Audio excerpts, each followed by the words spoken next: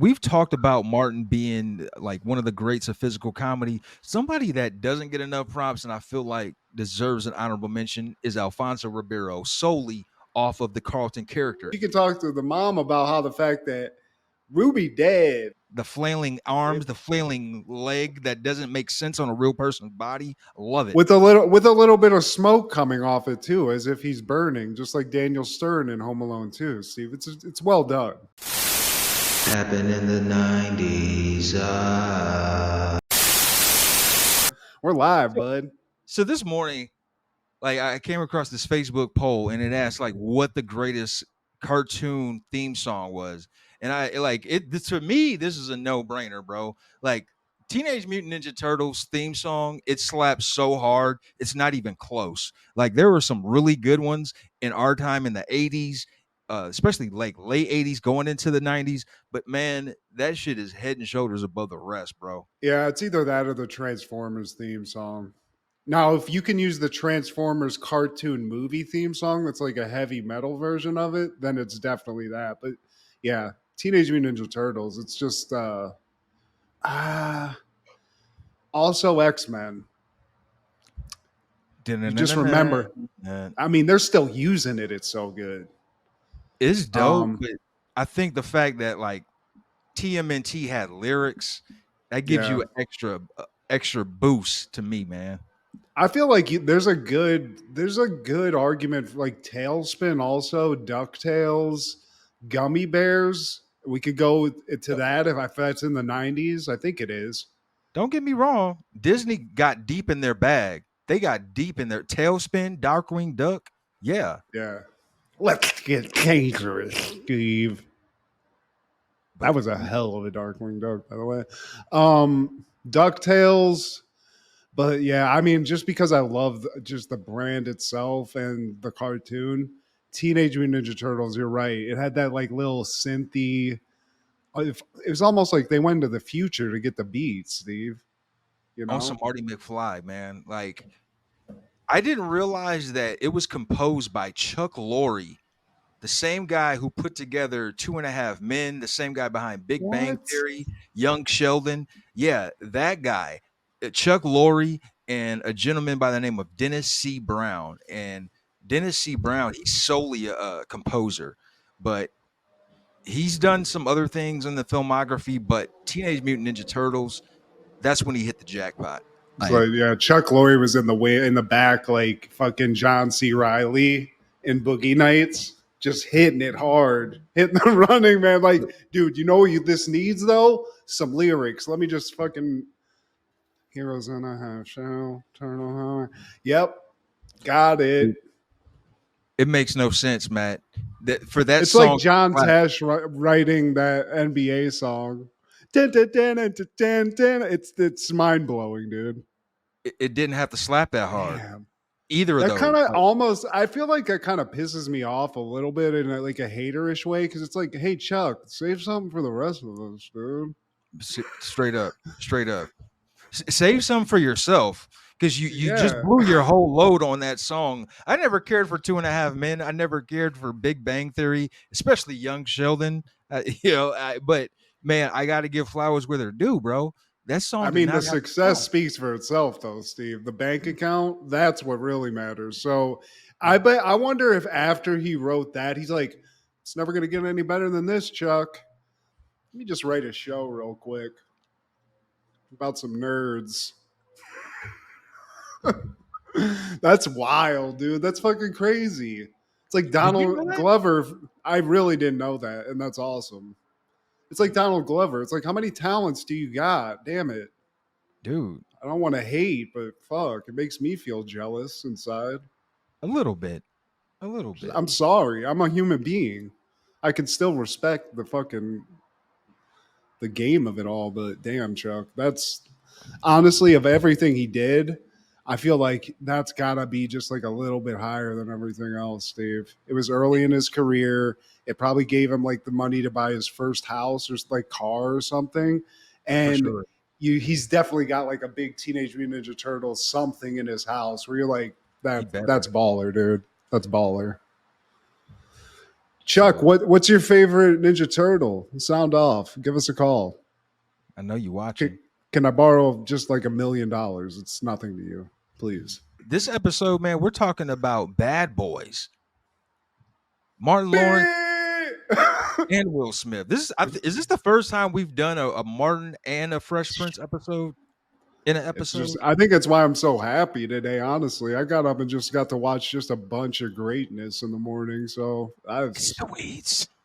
yeah, it probably is. But I mean, But the Martin I don't yeah, remember the Fresh Prince, Steve. It's what? now that I've seen it. I mean, it's one of my faves. But this Martin that we're talking about, The- this is in the top 10 of all time of any TV that's ever been made. I'm telling you, I'm putting it up there. and Write it in man, the scrolls. I really would like to spread the wealth to the other great 90s shows, man. But damn it, that Martin season two. Mama, there goes that man again. That season two. He gonna get It's too sliced. good, Steve. I mean, it might be the best of the Martin too. I always kind of fluctuate between 2 and 3. I have to look at the track list, but yeah, dude. And this one, I mean, fuck. This was something I remember watching in the 90s. I remember watching this and it being so funny that I kept remembering it throughout my life to the point it just keeps coming up, Steve. And rightfully so. Dude, it's undisputed, man. Like it's got too many hits, and like we've already dug into the Martin well like thrice this fall season, I think, or this TV fall season. But like every one has Gina like heavily featured in it, man, and that speaks on the dynamic of the Martin show. Like my least favorite season of that show was the last one, and that was when her and Martin was going through that whole kerfuffle. But this one, they're booming, man. They're live and well. Everybody's getting along. Everybody has a good interpersonal working relationship, and it just goes to show when all cylinders are fired, smoking, man, like it's going to be a good performance, and I think that all of that adds to the greatness of season two. Yeah, it's the full ensemble together when they're cracking, when especially Pam, Yeah, Gina, and Martin, like those main three ones. When yeah, there's some like a little bit of mix of those, it's just it really is. It's like one of the best comedy shows ever made. chef's So kiss, man.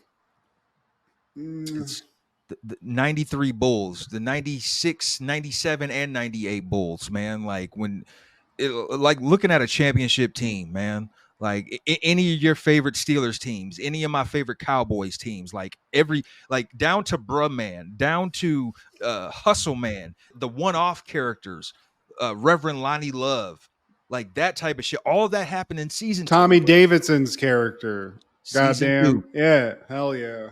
Even like, remember the old Miss Shirley or whatever you always see they get into some shit with. I forget. It's not maybe not Miss Shirley, but you know what I'm talking I know about. exactly who you're talking about. Yeah, hell yeah.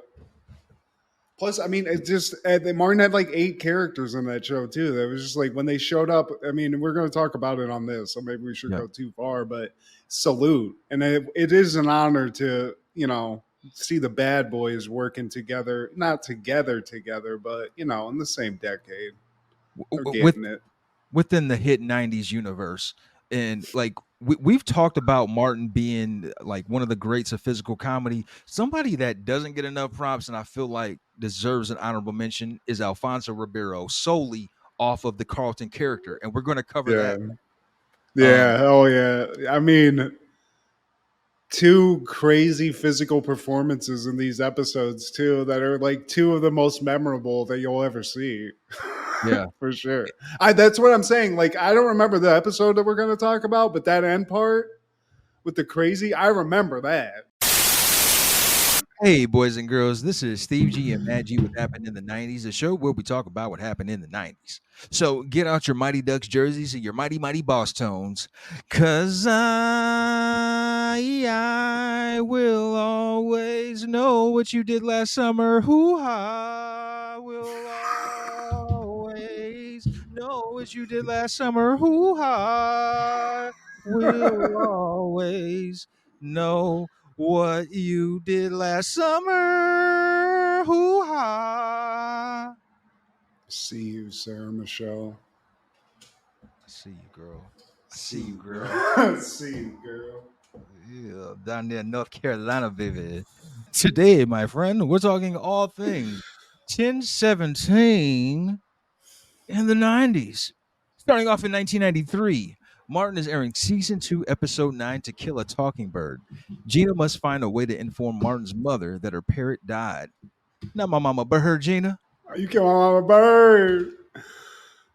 Yeah, Bird's still alive at this point, Steve. And basically, the first part of this is, Martin's on the rush. He's always like, his mom's really a big part of his life. She's domineering.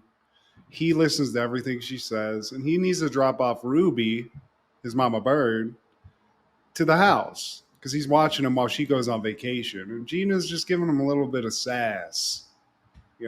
She's not happy about it. She's finally standing her ground, man. And in the opening scene, we see Roscoe. He's shooting dice with his boys. And then he's in Gina's crib. He's in her apartment. And then Gina and Pam pull up and they see all these little kids shooting dice. There's a whole roulette table and everything. Like it, Roscoe's like, I'm glad y'all showed up. These boys came in here and tried to rob me. It's like, wait, hold up. Man, is that Alfie from My Brother and Me in here? Alvin? Spending your Nickelodeon money, kid? Can you teach me how to gamble? I mean, yeah, Roscoe, he's a little snot-nosed kid, Steve, but he knows how to run some numbers, obviously making a little money, but I do like how he throws it all at Gina, because they're like, yeah, so because Roscoe's also got a little bit of funky dice, Steve. He's got some loaded dice.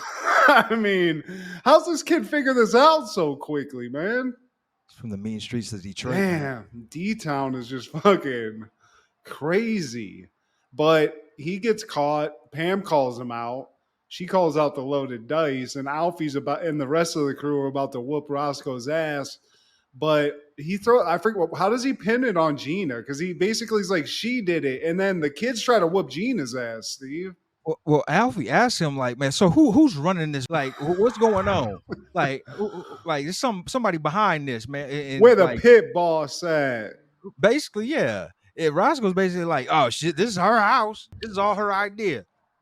Get her. And I mean, Gina might have. I'm sure Pam could whoop that ass, but Gina, she was getting attacked, Steve. I whoop her. And then did it. And then yes, I already explained the beginning here, but Martin's dropping off Ruby, his mama bird, Steve. Big ass cage too. Ugh, I hate fucking birds, Steve. My mother-in-law has a bird. Birds are disgusting creatures that you should not have in your house. Gina's like, look, why do you always fucking have to bend over backwards for your mom? Be a man. Fuck this bird. I don't always jump when she asks me. And then you could hear Mama Payne from outside, like, bring your ass out here, boy. I gotta go. So he leaves, and the bird immediately calls Gina a heifer, Steve. Heifer. If you could train a bird just to insult a specific person, that's also a pretty baller move, Mrs. Payne. Respect on that. Heifer. Gina, she's had enough already. She's arguing with the bird. Martin comes from the room and he sees her arguing with the parrot.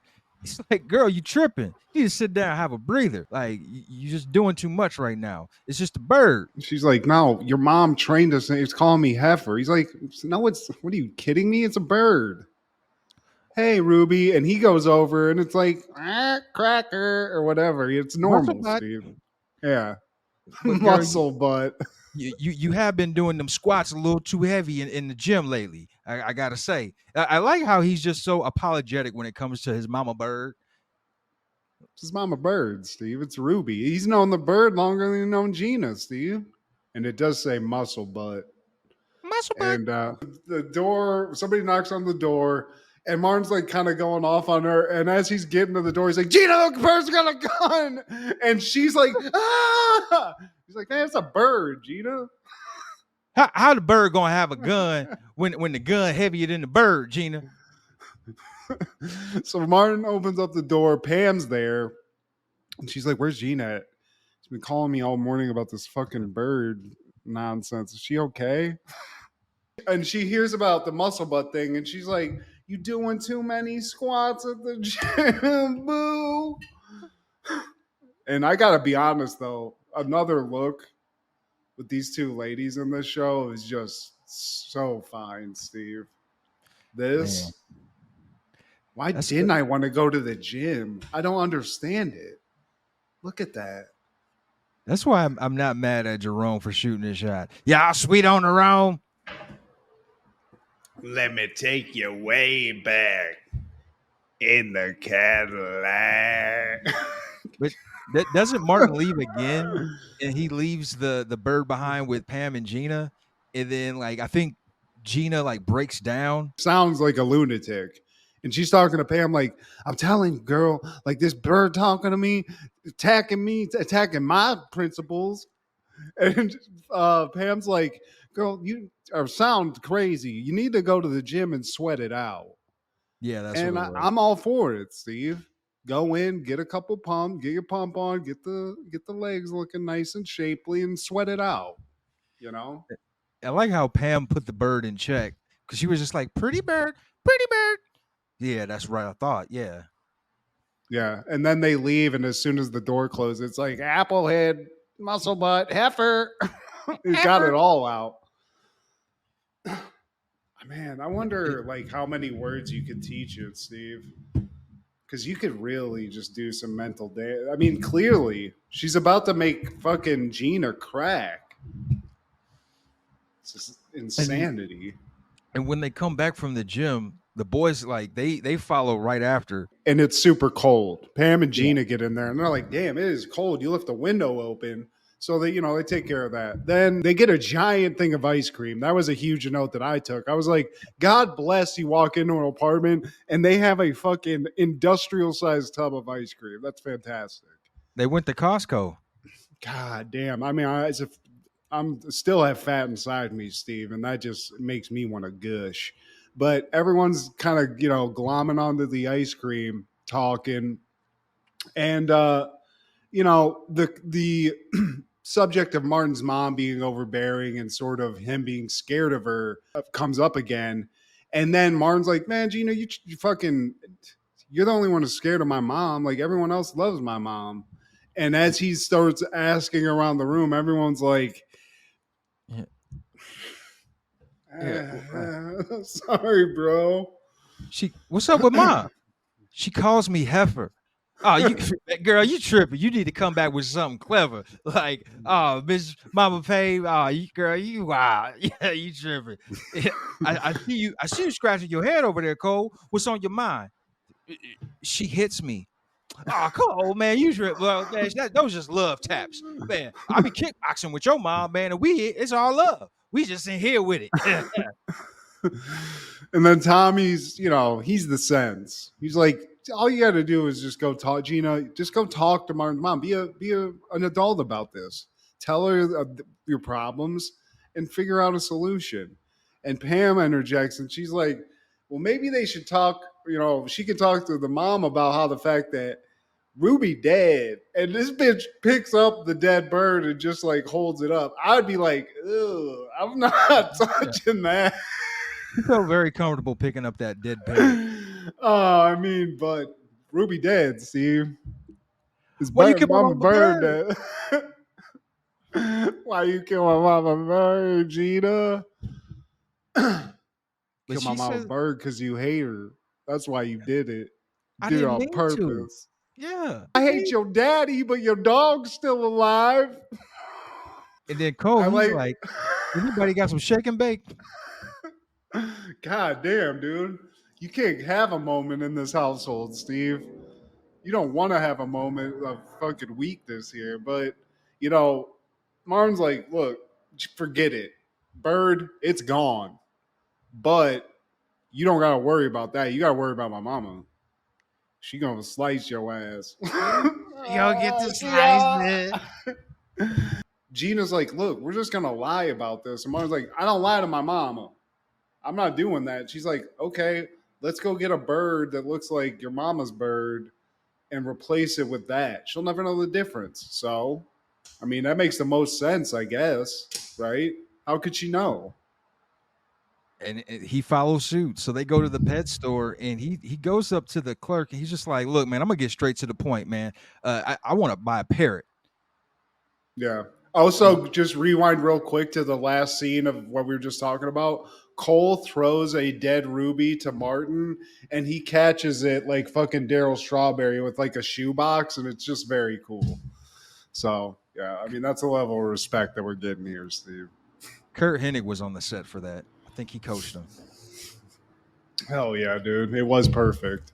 But the pet shop owner is, I think, our stand up comedian, Steve. Yeah, I couldn't place who it is, I've but seen him in other shit.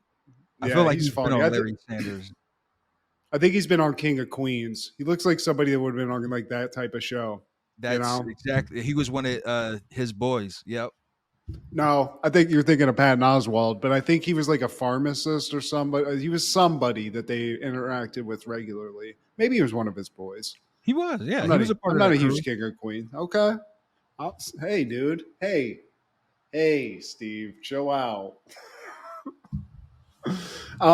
So I do like they get in there and he's like, I need a parrot. And the guy's like, well, there's a lot of different kinds of parrots. Can you be more specific? And Gina's like, well, or Martin's like, it talks. And the guy's like, that's not enough. Gina's like, it's blue or it's green and yellow. And he's like, that could be anything. And Martin's like, how about this? And just clocks a dead bird on the Oh, you want to table. see See? it? You want to Oh see my it? God. You killed the this bird. this bird is dead. Oh, because it's a brother. Oh, why can't it be the black woman that killed it? And she's like, I mean, he has a point though, Steve. I mean, point to Martin on that. But Gina's like, this one looks exactly like Ruby. They find one, it's right there. It's not in a cage. It's like, I guess it's tied down or something, but it's right there. It's just perched. Yeah, and he's like, okay, this actually, you know what? We'll take this one right here. How much is that going to run? And the guy's like, 1,800, and he's like, for the store. Yeah. I mean, Martin's like, yeah, we got this. That's cool. Let me write you a check. And Gina's like, hey, man, like, do you got the money for this? And he's like, hell no, Gina. But I do got the $10 to do the stop payment on the check. So shut the fuck up. And Gina's just like, look, I've had enough of this. I'm just gonna fess up and tell her straight up what happened. I'm not afraid anymore. I'm gonna stand up to it. But Martin, will you be there with me? Hell Will you no. be there? Come on, I'm a bird, Gina.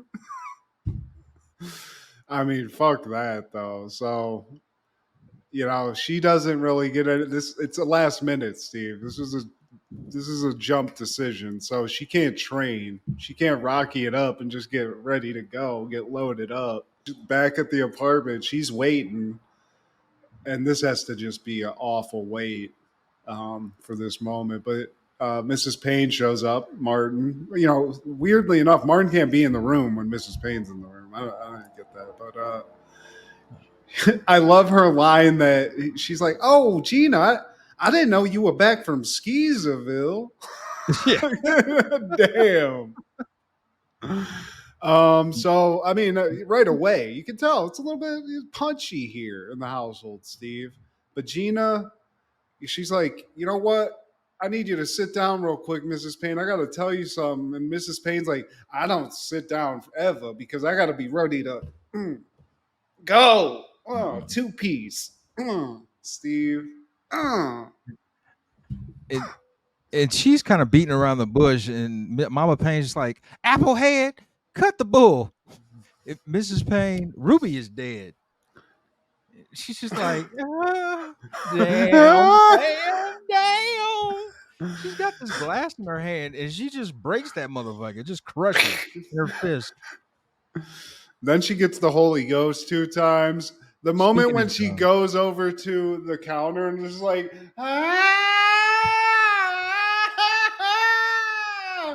I mean, it is some of the best physical comedy of all time, Steve. It's so good. Even Gina's like, she's trying not to laugh, but the fact she didn't just break down laughing is shows how good of an actress she is.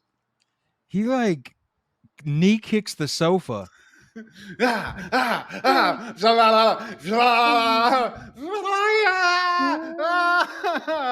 goes to the door, he opens it, he closes it, and I mean, you think Gina's about to get sliced up. She's minutes away, but after about 3 minutes of freak out and laughter, Mrs. Payne's like, you know what, Gina, I get it. I actually get what happened here.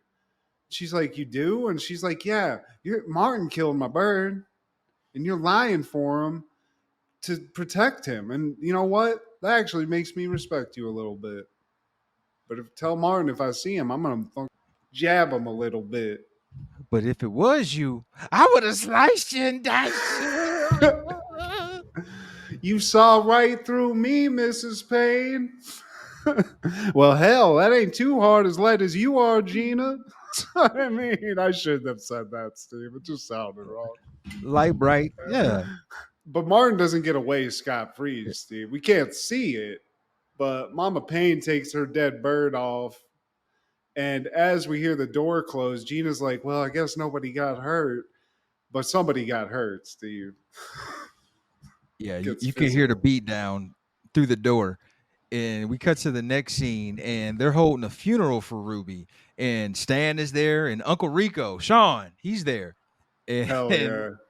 I think it's a pretty elaborate funeral, even though it's at an apartment, but it's for a parrot. Everybody's Open dressed up.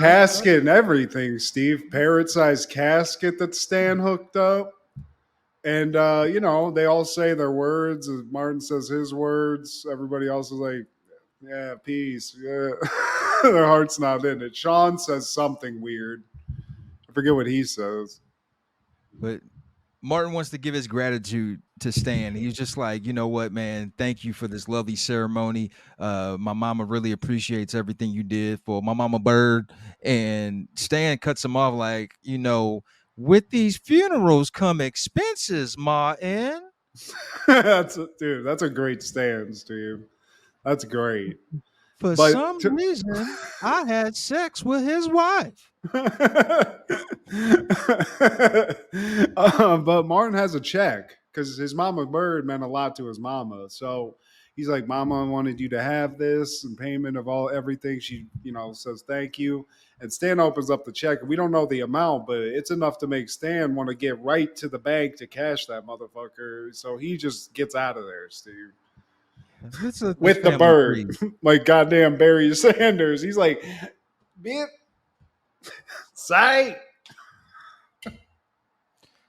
Yeah, man. Would you have a bird funeral? Even if you loved a bird, I just feel like that's one where you just gotta just put it in a box and just dump it. It seems Just- it seems a little elaborate for that. yeah. I'm not big on birds. They always shit on my car right after I clean them. Like I wouldn't Yeah. have a pet bird. No, you shouldn't because it's disgusting and they're evil creatures. But what's not evil is the end credits where we get just a touching song and just like pictorial of Ruby and Mrs. Payne's life together. Why do I say goodbye to my mama bird?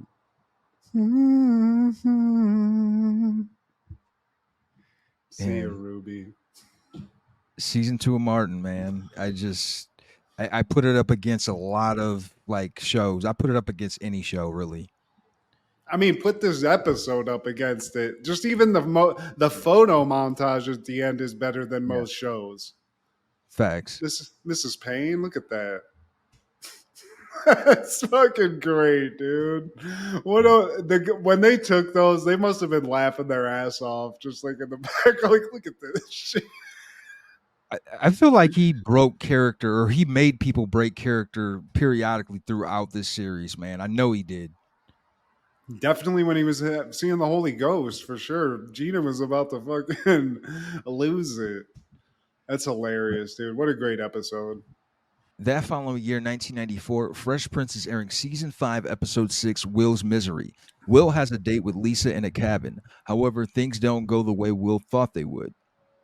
Mm-mm. I'll let Nia Long do a lot of stuff to me, Steve, including what I saw in this episode, but it still would scare me.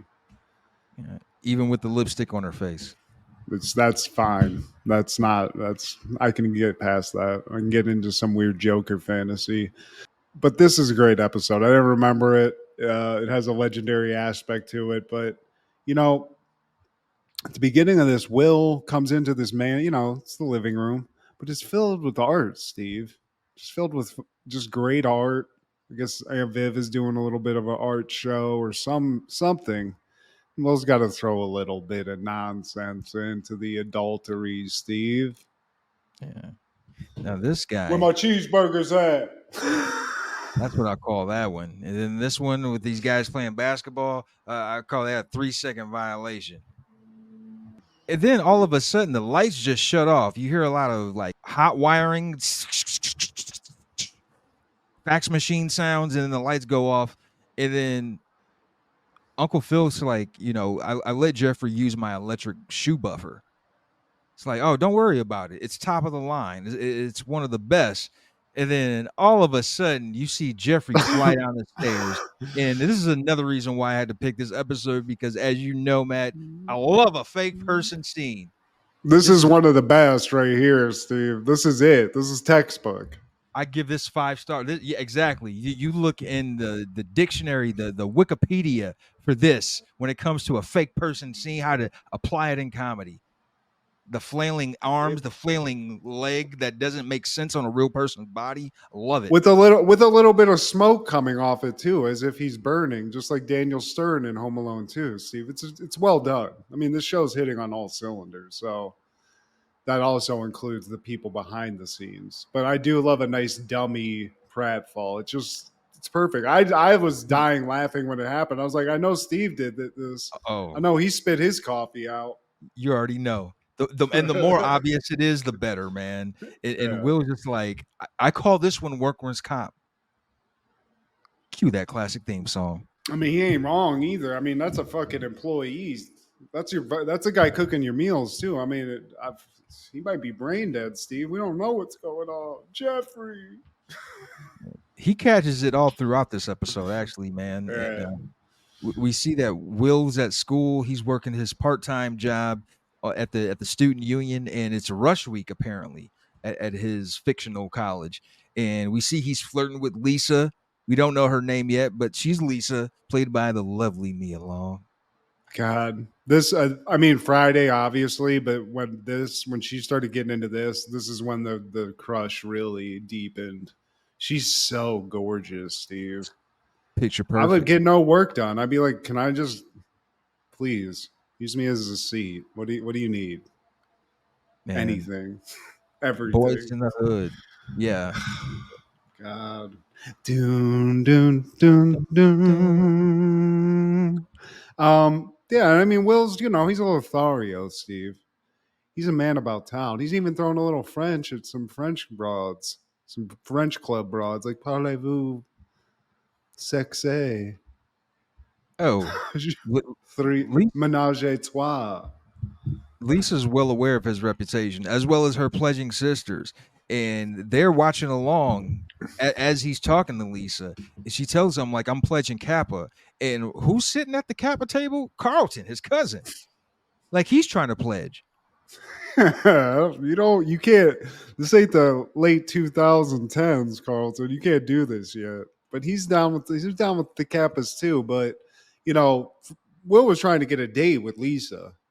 But she's like, Kappa's got to stick together and all this. And Carlton's just playing along. Will's like, what are you pledging to? Because he points it out. He's like, what are you pledging to? And Carlton's like, you just can't respect women because you're not in touch with your feminine side, Will. Sisterhood. Yeah. Lilith Fair. And Will says, you're not in touch with anyone's feminine side. Yeah, dude. God. But he wanted to, Steve. He wanted to get in that Kappa house. Carlton's trying, he's a short king. Yeah. He's not going to escape that friend zone though. And we No. cut back to the Banks mansion, and Hillary, she bought her dad a ugly ass sweater, oogly ass sweater. Is that made of troll hair? It's a It's a maniachi, Steve. It's a one Yeah, of a kind. peacock dingleberries. It's a mariachi handmade in Milan, and she tells him, "I'm going to buy you a matching hat." It's like, what the fuck? I'm taking her on my will. I mean, I'd be like, oh, it doesn't fit. Like, I just make something up because you can't go out. Like, you look like the guy at Major Magics. You look like a professional team mascot without the head on. And You here comes know. Jeffrey with the bullshit. Should I wash that or take a weed whacker to it? I'd be like, you know what, dude? I'm about this close to firing your ass. You're lucky I'm waiting to get the statute of limitations off on that electrifying shit that happened because You lucky. Jeffrey. And Carlton and Will, they come in there cracking jokes. It's like, hold up, it's a pinata. Give me the bat. But like Carlton, he wants to. He's being sassy in this episode. Carlton's like, I gotta spread the tea, Dad. You won't believe this. So Will was he was trying to spit some game to some girls, and boy, let me tell you, they wasn't trying to have none of that. But so that's the energy he's coming with throughout the. He like, why are you trying to play it like that's your cousin, man? Where's your loyalty, man? Simping out here, and you kind of low key sassy. Yeah, he's like, and Phil's like, look, man, Will gets the chicks because he's confident. Okay, it's all about confidence. There it Fuck is. the bullshit. I can go out in this fucking shirt that I got on that looks like a Muppet murder if I can get some puss right now if I wanted to, son. How you think you were made?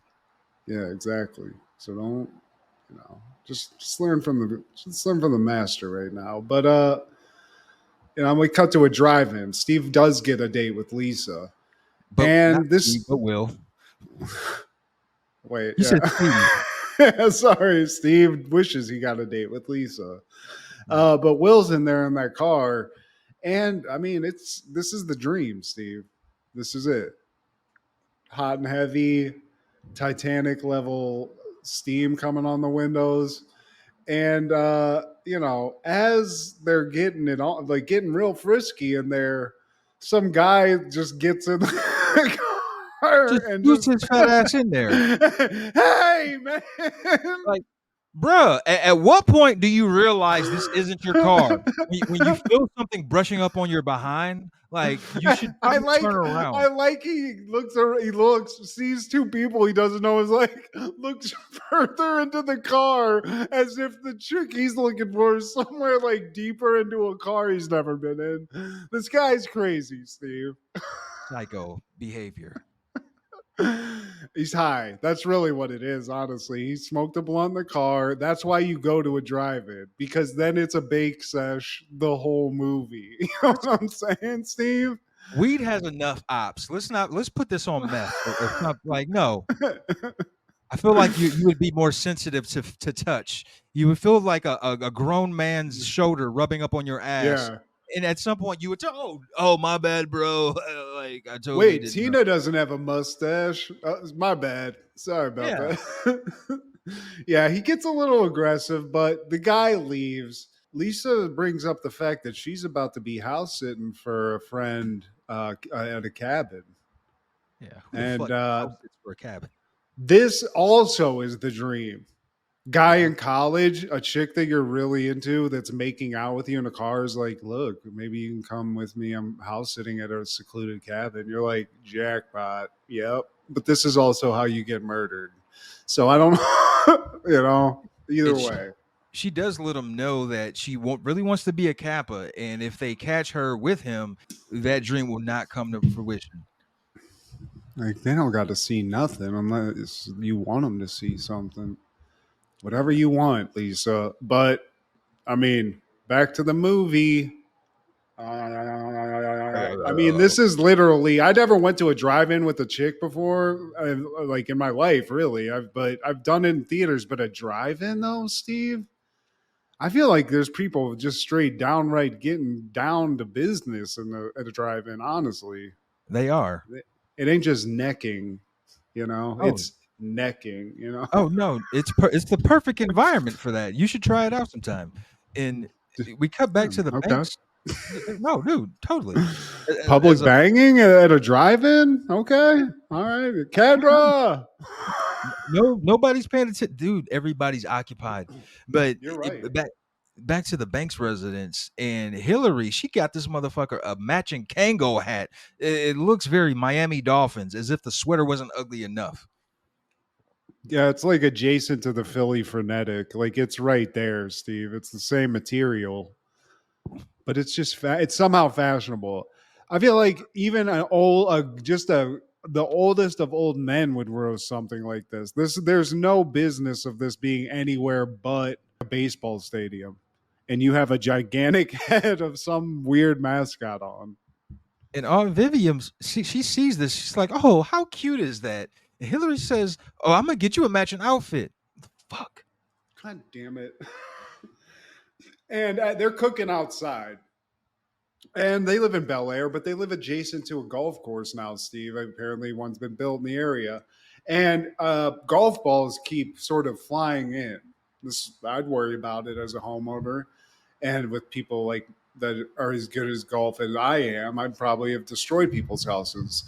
But, Jeffrey's kind of looking around. And at one point, he takes one straight to the dome, Steve. He takes another one. Yeah. This guy's got, I don't know what being electrocuted does, but he's definitely got a little bit of CTE from that. And probably a nice little goose egg, too, He's catching hell in this episode, man. And then we cut back to the cabin, and Will and Lisa, they're roasting marshmallows. He takes a bite out the marshmallow. He's like, "Yeah, I'm cool." And when he bites into it, he realizes, "Ah, shit, that motherfucker's still hot." He drinks goddamn flower water, Steve, which now you're not cool. But, Lisa's like, let's put on, she says something about music. And this is where, like, Mackin could really just get you into trouble because he's like, you know what? I was going to write you a love song today. It says some ridiculous shit like that. And this woman turns the radio off and is like, oh, yeah, let me hear it. I'd be like, Lisa, down. But dude, he says I'm not really good at thinking on my feet. So this motherfucker does a cartwheel. I forgot about this part of this episode where he just cartwheels onto the bed. And Hell yeah. like, shout out to Will Smith's physical comedy too, man. Like, he's a funny dude, but like, I would think he should get an honorable mention too when it comes to Hell that. yeah. Like, hell yeah. On this show, and that's hilarious. Also, that's game, Steve. Because, 9 times out of 10, that might actually work if it wasn't this crazy scenario that we're talking about. Because it's hilarious. That's a dumb line that's actually funny because you're doing a cartwheel. yeah. But Lisa's not ready for bed yet, Steve. She wants to play a game. And I'd be like, all right, hell yeah, okay. Cops and robbers. That doesn't sound sexy, but okay. I'm into it. Will's into it, obviously. So she starts tying his ass to a chair. And, that's kind of weird. He's like, damn, this kind of like tight. She's like, shut up. And first I'd get a little turned on because I'd be like, oh, this chick's into like that shit. I'm not, but I can still, fuck it. I'll take a It's little me abuse. alone. Yeah, exactly. I'll see where this goes. I'll make myself. But she tightens the ropes even more, and Will's like, "What are you, a psycho or something?" And Lisa's like, "You know what? I am so tired of people calling me that." And then that's when it kind of gets into an area where I'm like, I've seen Misery. I don't like this. And then she leaves right after saying that. And that gives Will an opportunity to do something, make a move. So he tries to make a call while he's hogtied to this chair. And he picks it up with his mouth and he tries to dial home. Little Nicky, he answers the phone and he's just like, man, what this is going over my head. I'm gonna pass it over to Carlton. So Nicky, I said a grown up. Yeah. He's like, tied up and he's still funny, Steve. Carl- Turns out, like, yeah. Carlton's just like, he hangs up, right? He's just like, well, grow up, you nasty pervert. I don't want to hear about this. But we find out, Steve, he's in on it. He's in on this. He's in on the shenanigans because he gets off the phone and he's does he tell He killed Ashley? Ashley, yeah. Yeah, who's also looking very fine at this point. I don't, I don't know if it's appropriate, but she looks very sexy. Shout out.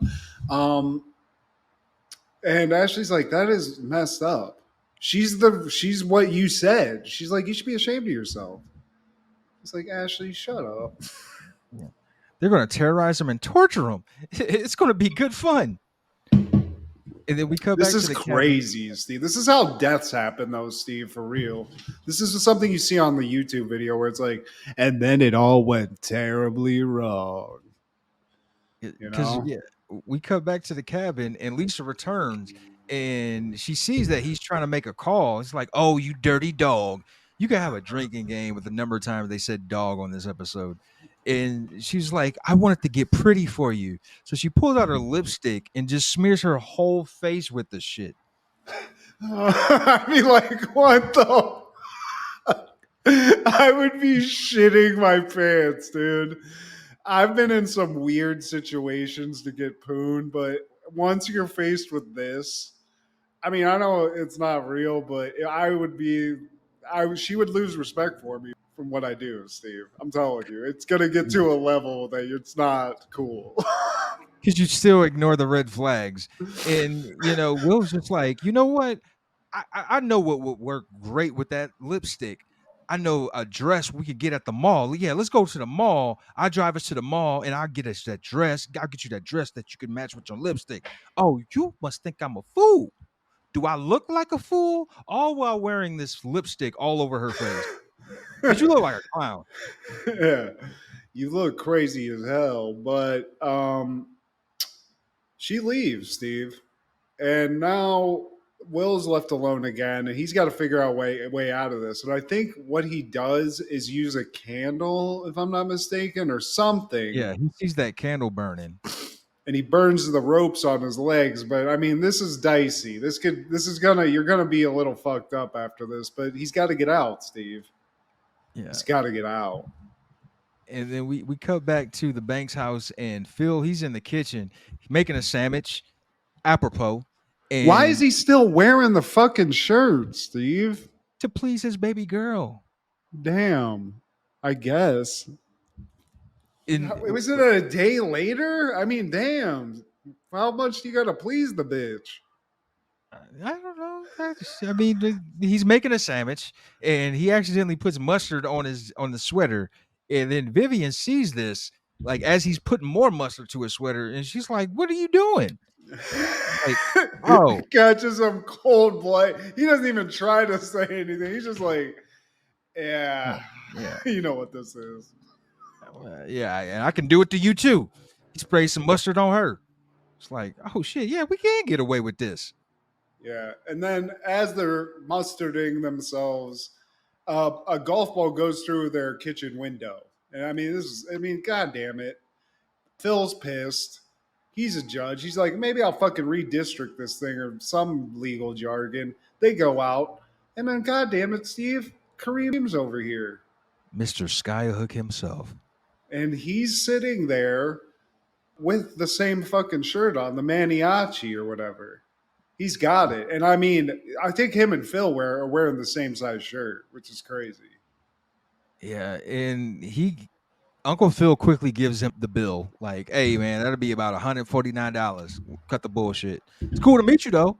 And I just found it odd that Jazz, they didn't even like, is it supposed to be Jazz or is he supposed to be a different character? Because he looks the same. He's wearing glasses. Like, I don't know. That is weird though. It's super obvious. Well, Kareem's, he's good for it though. And he loves the shirt. I mean, maybe not the mustard part, but then now they're like, well, damn. I mean, if it's good enough for Kareem. This dude's a pimp. So maybe we need to get these dry cleaned, or I don't know. Maybe we got to just hand wash it. I don't know what this is. Back at the cabin, Lisa comes back and she sees that Will freed himself. Because she looks around, she doesn't see him in his chair. She's like, "Oh shit!" And Ha Will's, ha!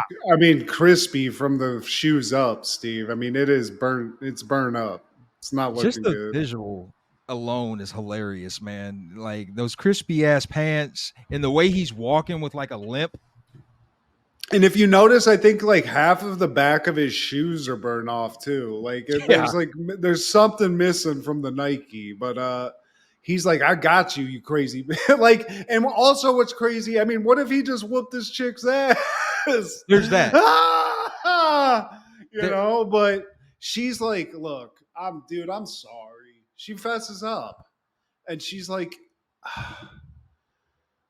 you know what's crazy? I'm not gonna get into the sorority. I'd be like, bitch, you're not. I don't give a shit.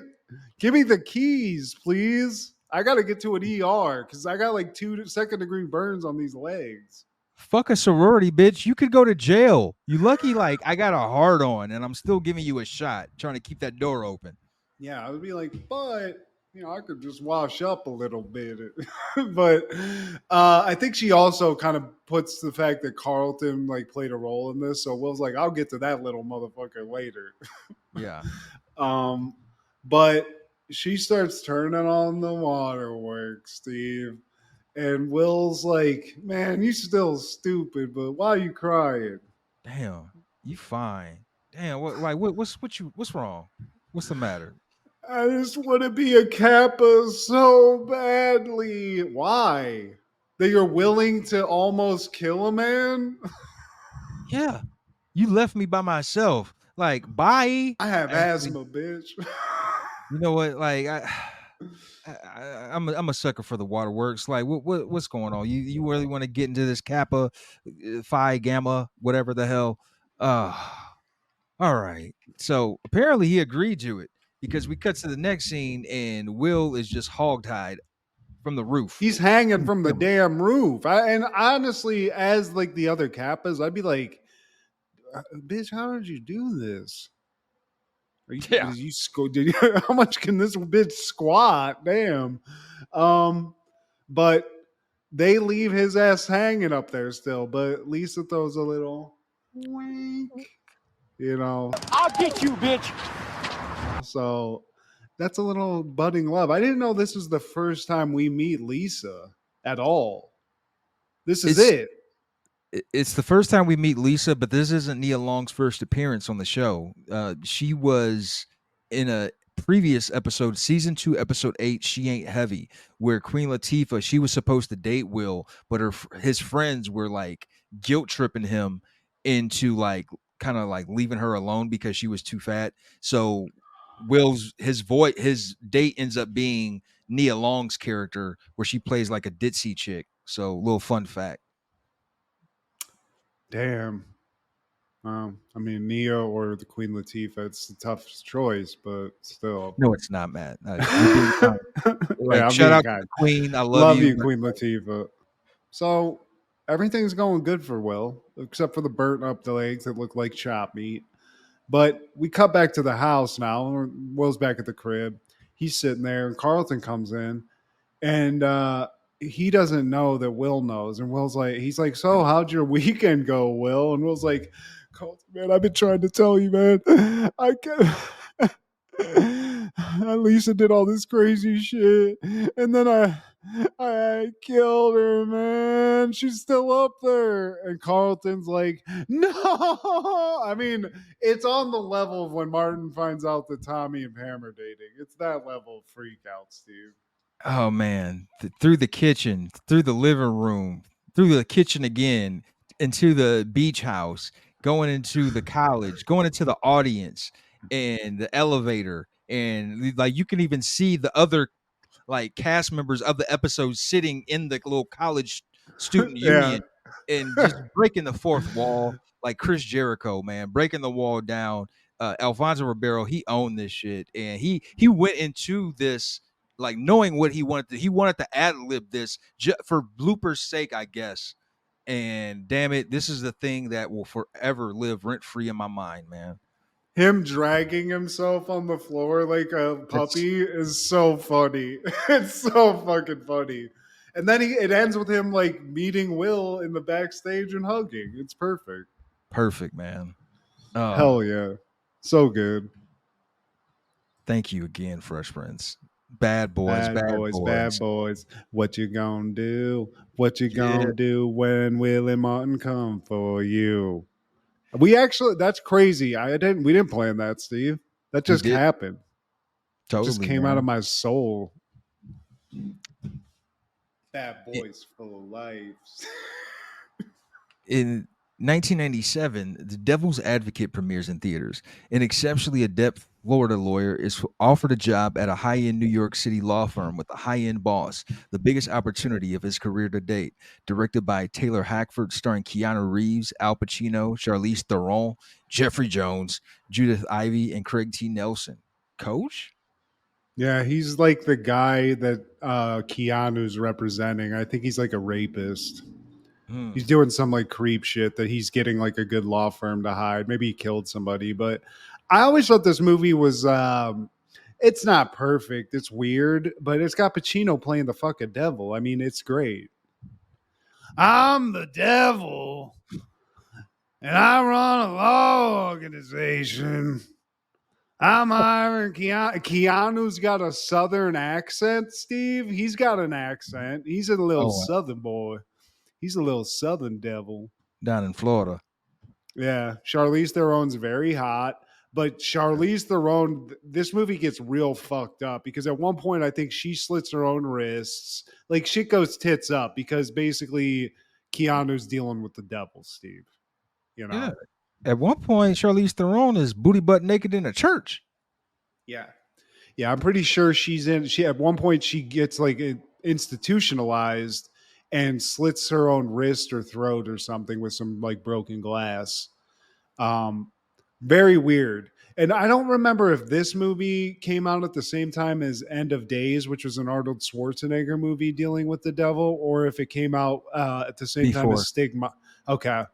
Some Yeah. It was just I don't know, a lot of devil shit going on in the late '90s, Steve. Yeah. I And I can't call it. wish I had opportunity to watch it. It's not available on any of the streams. And I mean, with Keanu Reeves and Al Pacino, I figured it would be at least watchable. But maybe one Oh, day. it's decent, dude. It's worth a watch because it just goes crazy and it's kind of like there's like just weird like visions people have and stuff as it gets like Yeah. deeper into the movie. But I mean, it's Al Pacino at his best. He's playing the devil. So I mean, just imagine that when it gets crazy. I can only imagine, man. And something I thought was cool is Keanu Reeves accepted a lower salary so the producers could pay Al Pacino's asking price. And when Pacino later heard about this, he donated the same amount of his salary to charity. That's dope. Yeah. Everything that you ever hear about Keanu is just like dope as hell. It just seems like the guy's a fucking badass. Yeah. You know? And like wiser than his characters that he portrays would allow, man.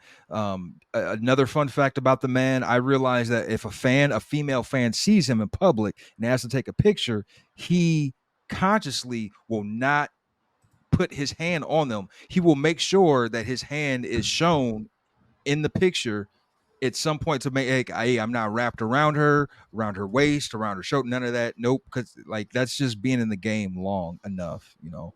And he's just he's down for it. He'll like make fun of himself. He's in it in all ways, and he's able to play a complete badass at times. I think some of his best roles are him playing a completely just like in the Matrix or John Wick. It's like it's weird that Bill and Ted's Excellent Adventure guy is out there just killing people indiscriminately, Steve, and I love it. Another one of my dream SNL hosts that's never hosted for whatever reason, man. I think they would do some real cool shit. I think I mean, for sure. Because then also, I think he'd be really down to like kind of make fun of himself too a little bit, Exactly. you know? Those are some of the best hosts, man, that have that sense of humor, that aren't too sensitive, and because it's him, there's so much you could pick apart from, like a Jim Carrey, where it's like, man, we could talk some Bill and Ted shit, some Matrix shit, some John Wick shit, you know. Hell yeah. some toy. He's even in Toy Story, Steve. He was in that franchise. So the man is this spans all generations. And that same day, 1997, I Know What You Did Last Summer premieres. Four young friends bound by a tragic accident are reunited when they find themselves being stalked by a hook wielding maniac in their small seaside town. Directed by Jim Gillespie, starring Jennifer Love Hewitt, Sarah Michelle Gellar, Ryan Phillippe, Freddie Prinze Jr., Johnny Galecki, and Bridget Wilson. That Veronica Vaughn. She is one hot piece of ace. This movie to me was always like Scream light. Yeah. Because I think what happened here was Scream did very well. It was sort of this sort of thing, a group of friends, they're all getting chopped the fuck up, this and that. Same kind of formula. This movie, I mean, it hit all the boxes, but I Yeah. feel like there's this generic horror movie that was released in the 90s that it could be this, it could be, I mean, I can't name them all, but there was just a lot of this type of thing. I mean, they made fucking how many of these? Because I know they did like 2 or 3 of these. I Still Know What You Did Last Summer. And then in 2006, I Always Know What You Did Last Summer. Some shit. I can't remember. I was there when you did what you did in that summer that you talked about those last summers ago. I saw that shit. But I love Jennifer Love Hewitt, dude. She's beautiful. She's a great like scream queen. She's great, like sort of, sweaty and like panting and screaming in a movie. I'll buy it. I'm in. We get her. We get Sarah Michelle Gellar. We get Freddie Prinze Jr., who I'm a huge fan of. Freddie Prinze Jr., cool motherfucker. I'm Whoa. down for that. And Felipe as well. Felipe. I mean, Freddie Prinze Jr. schmanging with Sarah Michelle Gellar, so you get cool points off that alone. And it leads me to ask on this episode's version of Fuck Mary Kill, Sarah Michelle Gellar, Jennifer Love Hewitt, Nev Campbell. Fuck Mary Kill, Roll Tide. Sarah Michelle Gellar, Nev Campbell, Jennifer Love Hewitt. I'm gonna kill Nev Campbell. I'm gonna marry Jennifer Love Hewitt so we can have sex for a long time, and then I'll fuck Sarah Michelle. No, I'm gonna kill Sarah Michelle Gellar, and I'm gonna fuck Nev Campbell and picture her scenes in Wild Things because Wow. it's really gonna take it over the top. It's gonna be great, and I might even try to initiate a little Wild Things scenario with Jennifer Love Hewitt once we get married with Nev Campbell, and be like, "Look, ladies, remember that time back in the late 90s."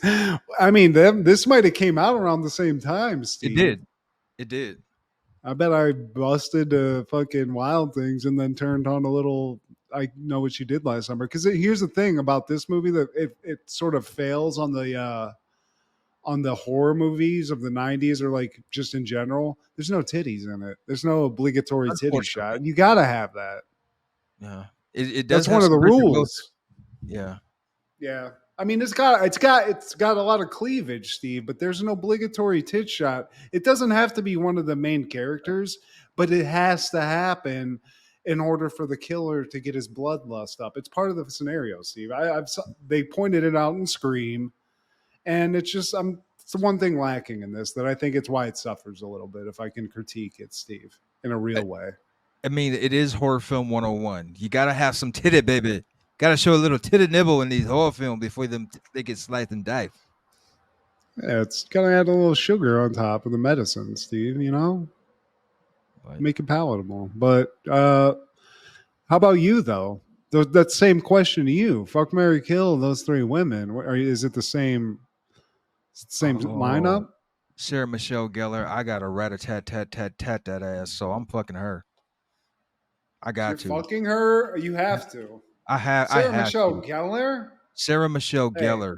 She's got that hey, bratty man. look, and like I don't know. I don't know. I like stuck up chicks who I would never have a chance with, and that's my problem. Um, Okay. Jennifer Love Hewitt, Don't, I'd kill Steve. her. I have to kill her. Ah. Nev Campbell, I marry her. She's got that girl next door look, and I feel like it's vibes with Nev Campbell.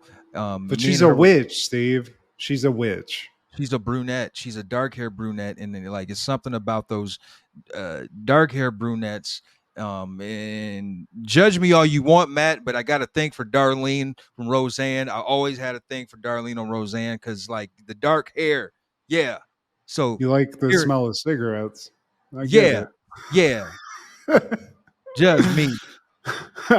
Dude, we all like weird shit, Steve. Like with butters, butter in my ass, lollipops in my mouth, and Darlene from Roseanne. Darlene from It's Roseanne. fine. Shit. Roseanne from season 4. I thought Rosie O'Donnell was kind of sexy and goddamn a league of their own, Steve. You did. You So totally I did. did. She was. Here's the thing. I was a little chubby kid. We could have hung out. You know what I'm saying? I'm picturing little fat me hanging out with a little chubby Rosie, fucking around with some Kush balls and shit, putting them where they don't belong.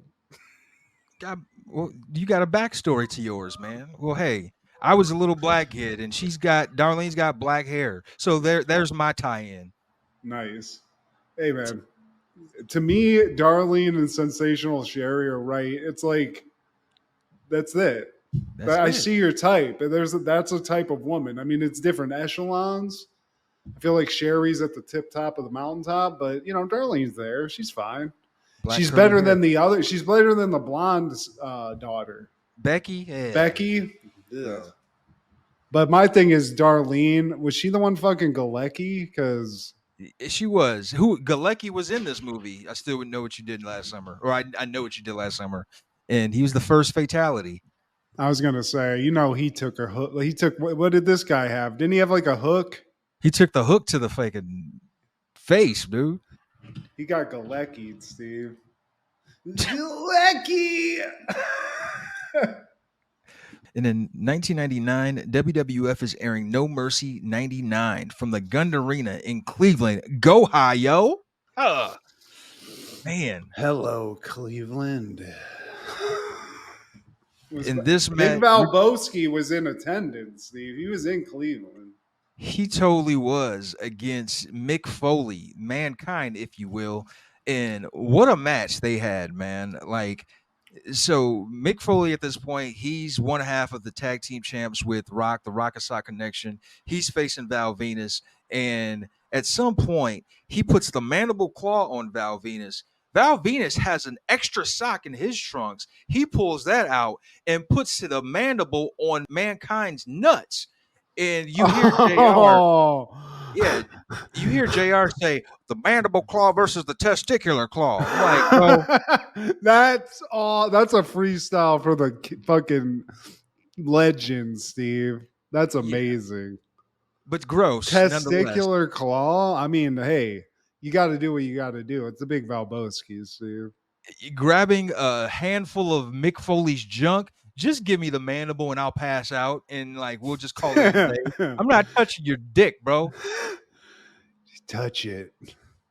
Mick, it's cool, dude. I get it. You want to get your rocks off, but This pay-per-view though, man, I feel like you're getting the whole essence of the Attitude Era, man, because it's got all the stuff. It's got Stone Cold, it's got The Rock, Triple H. You get some badass Billy Gunn and Road Dogg. You're getting X-Pac, Kane, all of that, man. But the match that stole the whole event was Hardy Boys, Edge and Christian. They had a ladder match, and this is like the beginning of their feud, bro. Um, you could say Shawn Michaels and Razor Ramon, they kind of pioneered the ladder match for mainstream America. But Hardy Boys and Edge and Christian, they kind of revolutionized it, man. I really appreciated how they found different uses of the ladder. And at this point, technology had advanced, by a couple years. So you get the overhead shots when they're actually climbing and they're falling. They're doing like diamond cutters off the top of the ladder. They really planned this out well, man. And by a lot of like writers, like wrestling writers accounts, this is considered the match of the year of 99. I mean, I don't. That's crazy. I didn't appreciate Edge and Christian as much when I was younger. I didn't really like whatever their shtick was, but the Hardy Boys, I think everybody loved them. They were just doing such crazy fucking shit.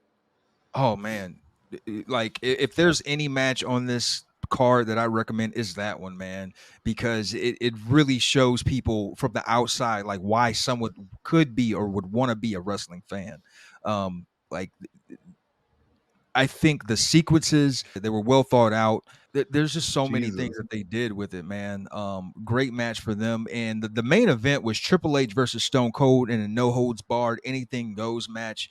And something about Triple H, like we all think he's cool. He's tied to DX, and he's the owner, he's the son-in-law of Vince, and all of that. But I don't think he gets enough props as being a great heel. Like he was a heel at a time when the curtain was already pulled. We have internet, we could kind of investigate and see the inner workings of professional wrestling, and to be able to pull off being a formidable heel, and at that era being just evil, and being able to like do it well, like there's something to be said about that, man. Because I think even when people were doing bad things, they were still getting cheered in the Attitude Era. But to be a bad guy and be like treated like a bad guy, props. Yeah. Hell yeah.